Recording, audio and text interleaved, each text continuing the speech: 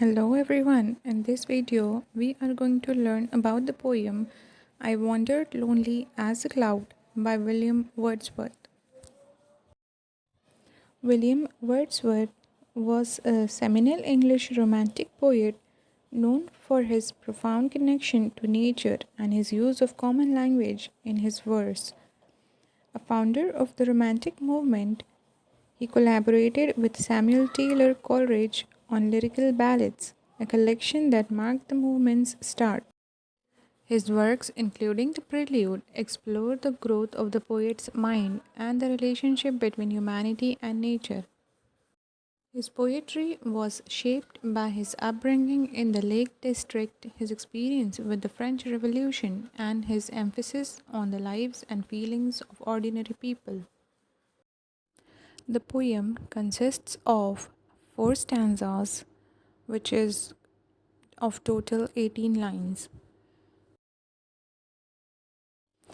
Introduction to the poem.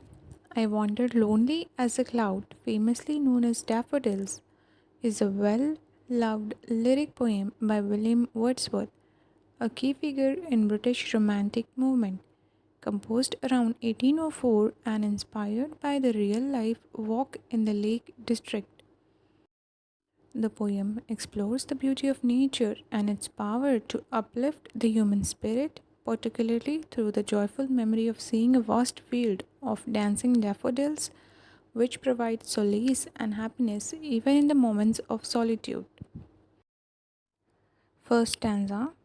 I wandered lonely as a cloud that floats on high over vales and hills, when all at once I saw a crowd, a host of golden daffodils, beside the lake, beneath the trees, fluttering and dancing in the breeze. In stanza 1, Wordsworth describes himself wandering aimlessly and then encountering a field of golden daffodils beside a lake under some trees. The poet compares his aimless wandering to a lonely cloud. He suddenly sees a large, bright crowd of golden daffodils. They are located beside the lake under the trees. The daffodils are fluttering and dancing in the breeze. Second stanza continues as the stars that shine and twinkle on the Milky Way. They stretch in never ending line along the margin of a bay.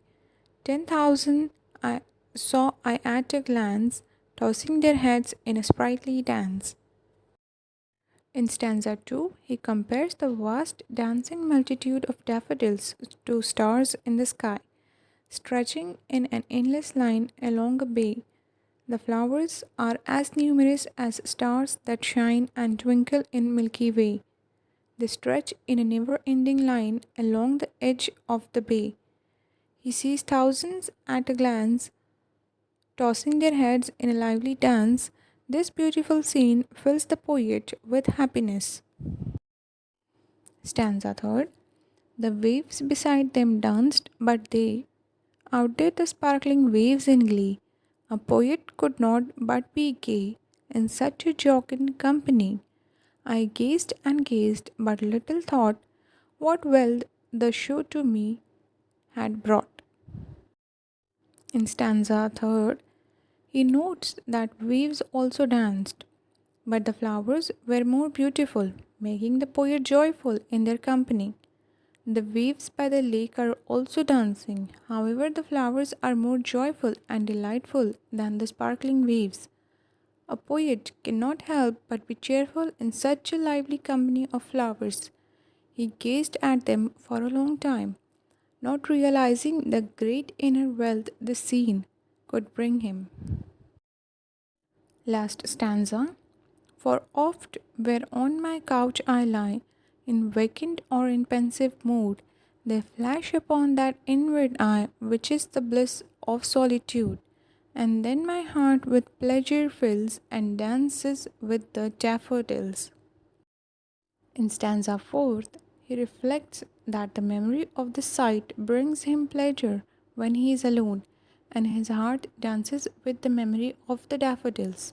Now, whenever he lies on his couch or in a quiet or thoughtful mood, the memory of the flowers flashes in his mind, and his heart fills with pleasure and dances with the daffodils.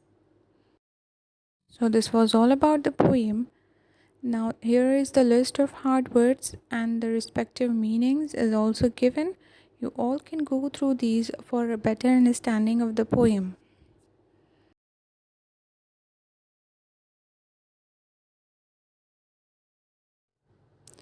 So, this was the end of the video. Hope you all understood, and please stay tuned for getting further more knowledge in English literature. Thank you.